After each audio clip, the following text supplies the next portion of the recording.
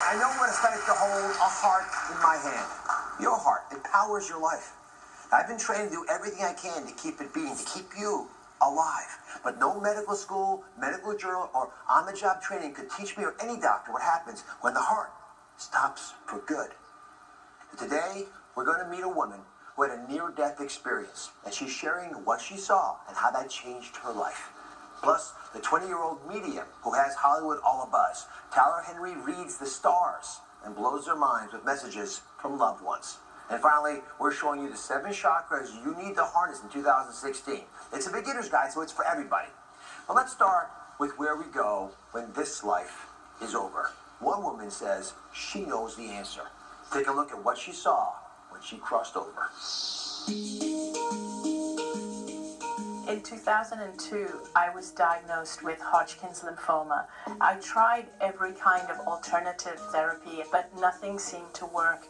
I had tumors, some of them the size of lemons, that were from the base of my skull all around my neck, under my arms, into my chest and my abdomen. On February the 2nd, 2006, I went into a coma, and that should have been the last day of my life because that was when the doctors told my family my organs were now shutting down. Unbeknownst to everybody around me, I could actually see and feel and hear everything that was happening around me. It was like I had 360-degree peripheral vision. And then I entered what felt like the most peaceful, beautiful realm. And I felt as though I was surrounded by beings. I first recognized my father. He said to me that my purpose is not complete. I felt that why would I choose to go back into such a sick body? And then it was in that moment that I realized if I chose to go back, my physical body would heal very, very quickly. I wanted to live my life fearlessly, and I also wanted to share with the world a little piece of that love that I felt in the other realm. Anita joins us in studio now. So your doctors had pretty much given up all hope. Yes. Yet you're sitting here. What's the status of your cancer, if I can ask? Well, at that time, this was 10 years ago, 4 days after I came out of the coma, the tumor shrunk by 60 to 70%.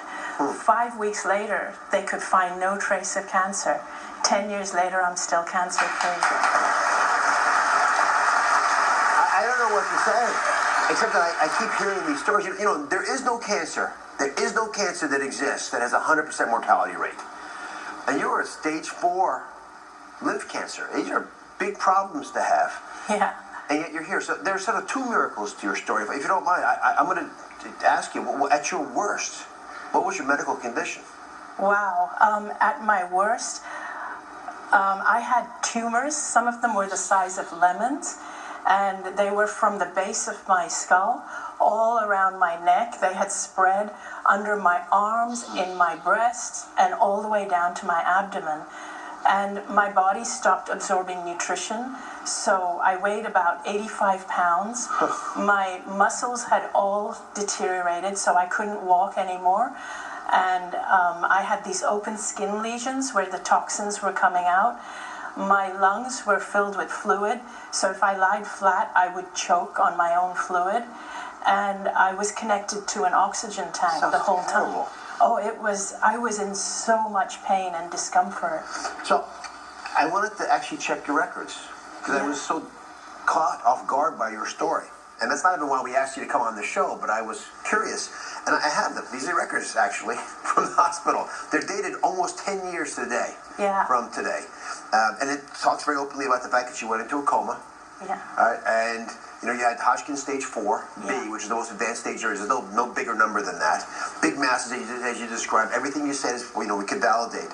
And you see the scans from that day also revealed huge masses of lymph nodes that couldn't be made up. And yet, I've seen your scans now, and there's nothing there. Nothing. Yeah. So how do your doctors explain the disappearance of the tumors, this incredible recovery?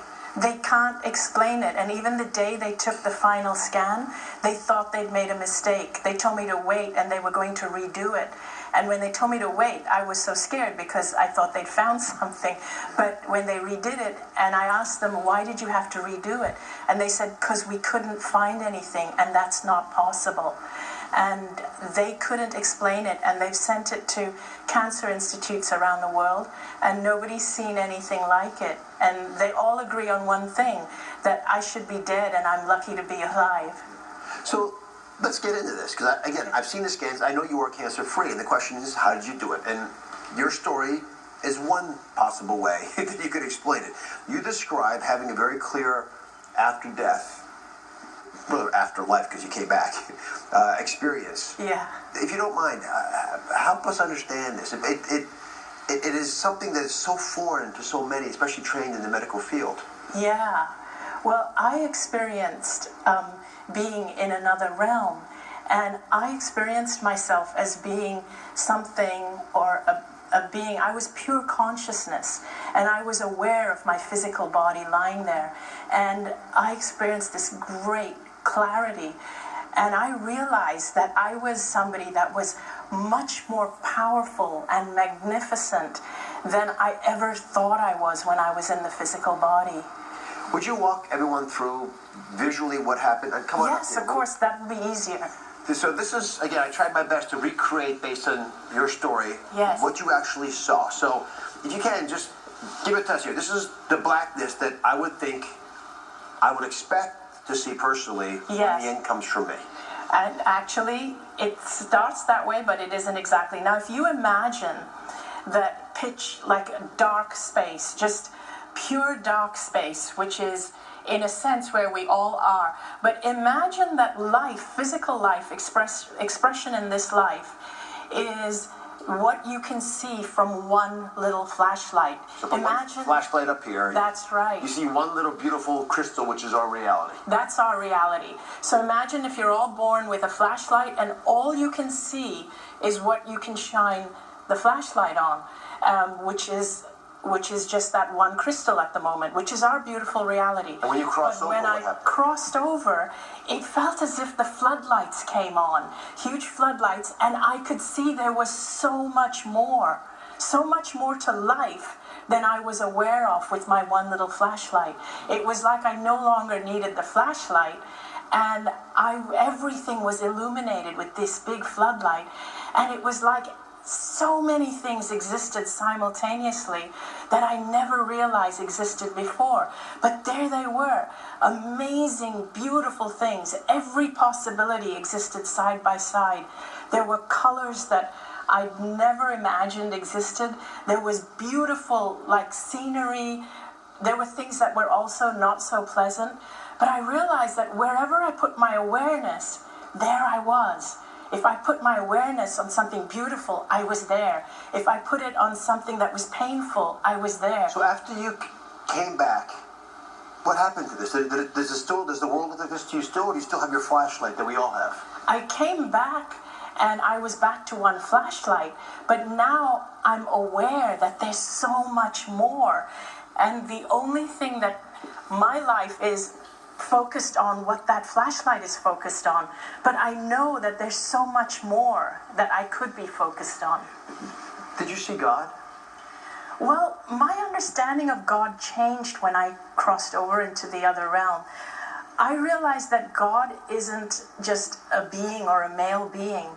I feel that we are all expressions of God, and the way I explain it is, if you imagine that all these fingers are different, are each individual beings, and imagine you can't see the palm, and it's just your fingers, and they're each individual beings, and they each think that they are individual, separate beings. And so they grow up competing with each other, fighting with each other. Now imagine when we die, we realize, oh my gosh, we're all connected. We're all part of the same hand. So this palm, in essence, is God. It's expressing itself through all of us. And if we knew this from the time we were young, if we knew this from when we were born, the world would be very, very different. Before you crossed over, did you believe in the afterlife? I did, but I was really fearful of the afterlife. I used to fear everything, karma, judgment, but actually dying, I've completely lost my fear of the afterlife, completely. And if I can go back to the medical question I have, is how this cancer went away. When you're in the afterlife, why would you come back to a body that was riddled with cancer, where you were just going to suffer in pain, you were malnourished, sores with toxins oozing out? Why not just stay in heaven? Oh, I wanted to. No part of me wanted me to come back. It was so beautiful in that realm. It was like a realm of just pure, unconditional love. But I felt that my father was telling me that it wasn't my time. I needed to go back.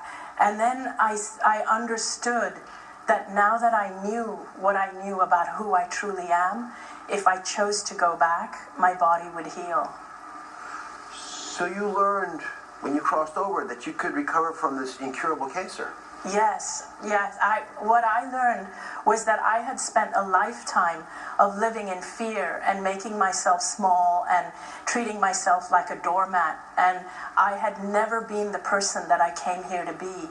And when I realized this, and I realized that all I had to do was shine my light really, really brightly when I came back. What do you say to the skeptics? There must be many who say, this can't be possible. It's not in the realm of reality. There are skeptics, and on the one hand, I don't feel that I need to convince anyone who doesn't believe me, but also I have had skeptics say things. There was somebody actually wrote in the newspaper that what I'm sharing is dangerous because it gives false hope to people who have cancer.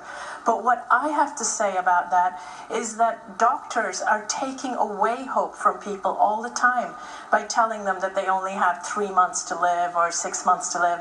And I think that's more dangerous because I believe in the power of suggestion.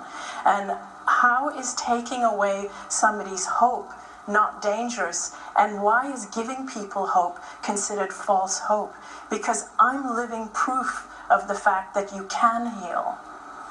You tell the story beautifully. Thank you very, very much. If you want to catch more of Anita's story, and there's a lot more out there. It's beautifully done. Check out her book, Dying to Be Me. From out-of-body experiences to the tunnel of white light, these are all mysteries that we may never be able to understand. But can they be explained through science? Find out when